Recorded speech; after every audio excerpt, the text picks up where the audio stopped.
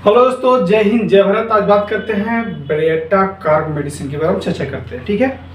और एक इसको और नाम से जाना जाता है, जिससे कि ब्रेटा कार्बोनिका भी कह सकते हैं या ब्रेटा कार्ब भी कह सकता है लोग। इस शॉर्ट फॉर्म ज़्यादा करके ब्रेटा कार्ब भी कहा जाता है।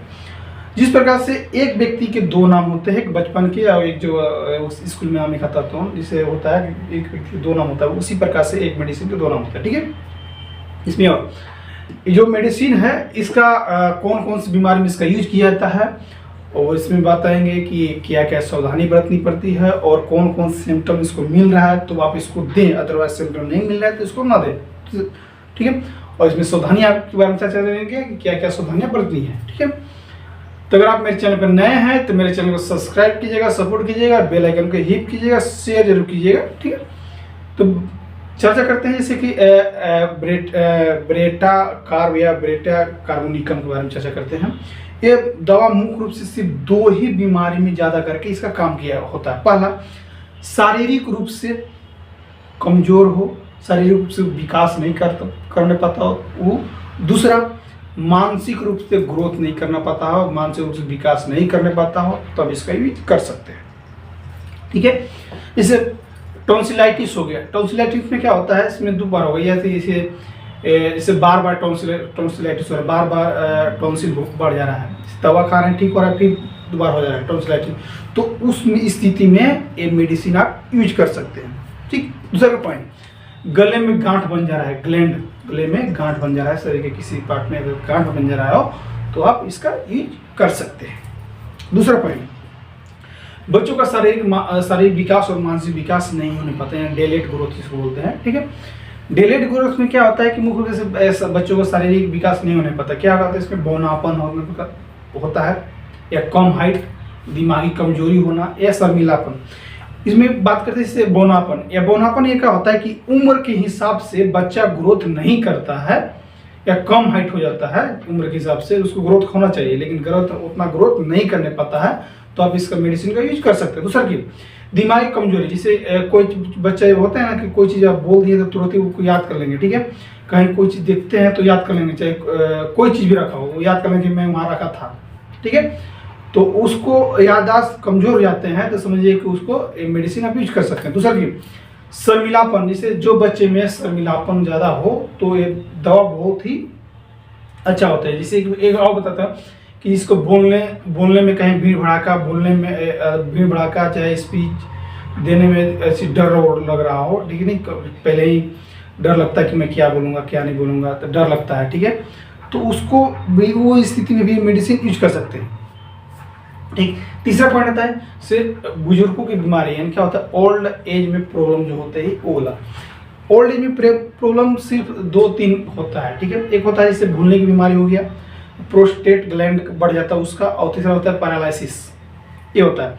इसी का होता है भूलने की बीमारी में ये होता है जैसे कि बुढ़ापे में याददाश्त कमजोर होना, बचपन जैसा, ठीक है। जैसे ओल्ड एज में जैसे व्यक्ति जाता है ना 55, 60, 70 की उम्र में जाता है व्यक्ति, तो उसको याददाश्त जो होते हैं धीरे धीरे कमजोर होने लगते हैं, वीक होने लगते हैं।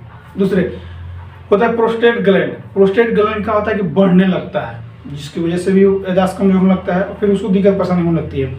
और तीसरा पॉइंट होता है जैसे पैरालिसिस, यानी बूढ़े लोगों में ज़्यादा करके लांगोबा की शिकायत देखने को मिलता है। पर जिससे कब होता है पैरालिसिस, कब होगा, ब्लड प्रेशर हाई है या ब्लड प्रेशर लो है, तब ये पैरालिसिस होने के चांस होते हैं, और खास करके एल्ड एज में होता ही है, ठीक।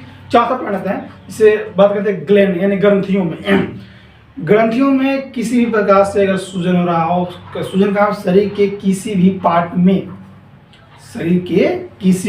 पार्ट में ग्लैंड हो रहा सूजन हो रहा, तो आप ये यूज कर सकते हैं। जैसे कि जैसे गांठ बनना, जैसे गर्दन में, कान के नीचे या बगल में एलेक्सा ग्रंथियों में ये सूजन बढ़ रहा हो, या वहाँ पे सख्त गांठ बन गया हो, ठीक है, छूने पर आपको जैसे नहीं बोलते हैं हार्ड और सॉफ्ट भी जैसे टच करने पर हो रहा, टच करने पर जैसे महसूस हो रहा, तो आप समझिए कि इसको ब्रेटा कार्ब मेडिसिन का यूज करा सकते हैं। थोड़ी सी है इसमें और भी सावधानी बरतनी होगी कि क्या होता है इसमें अस्थमा, ठीक है। अस्थमा किसी व्यक्ति को हो गया, क्रोनिक ब्रोंकाइटिस हो गया, तो आप ये मेडिसिन यूज कर सकते हैं, ठीक है। और एक और होता है जिसे हाई बीपी यानी ब्लड प्रेशर, ठीक है। यानी हाई बीपी हो गया ब्लड प्रेशर जो व्यक्ति का ज़्यादा रहता हो, ठीक है। जैसे नॉर्मल होना चाहिए कि 120 mm/80 mmH होता है, ठीक है। तो उतना नॉर्मल है, लेकिन उससे ज़्यादा हो गया तो दिक्कत महसूस होता है, ठीक है। उसको पैरालिसिस होने के चांस हो सकते हैं। और उसमें साइन सिम्टम जैसे कि सर दर्द कर रहा हो, चक्कर आ रहा हो, घबराहट आ रहा हो, बेहोशी हो जाता हो, ऐसा होता है, ठीक है।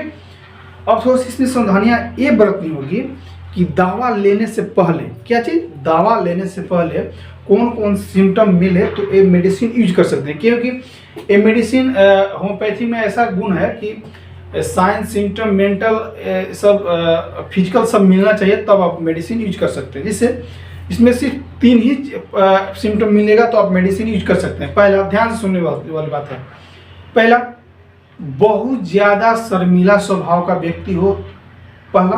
दूसरा, बहुत जल्दी ठंडा लगता हो उसको, दूसरा पॉइंट। तीसरा पॉइंट, पैरों में बहुत ज़्यादा पसीना आ रहा हो।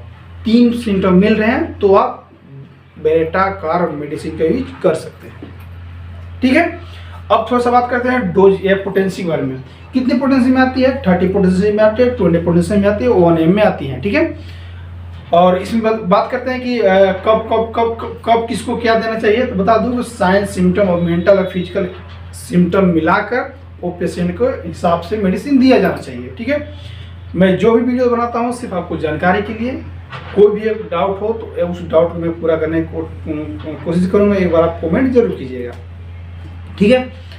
तो मैं मेडिसिन का पोटेंसी बता दिया, 30 पोटेंसी, 200 पोटेंसी, 1 m में दवा प्रेजेंट होती है। दूसरी की बात, इसमें सावधानियाँ बरतनी है। क्या सावधानियाँ बरतनी है? दवा मेडिसिन यूज करने से पहले आपको तेज गंध वाली चीज नहीं खाना है। क्या चीज नहीं खाना होगा आपको? प्याज, लहसुन आदि, कॉफी, चाय, ये 4-5 चीज आपको नहीं, यानी जिसमें तेज गंध उत्पन्न होती है वो चीज आपको सेवन नहीं करना है। दूसरा कि जब भी दवा यूज करते तो जीभ आपका साफ होना चाहिए, तब यूज कीजिए, अदरवाइज इसको यूज नहीं करना, ठीक है। ठीक है दोस्तों, अगर किसी प्रकार से डाउट हो तो एक बार कमेंट करके जरूर बताइएगा, उस डाउट को मैं पूरा करने की कोशिश करूंगा। थैंक यू, बाय, जय हिंद, जय भारत।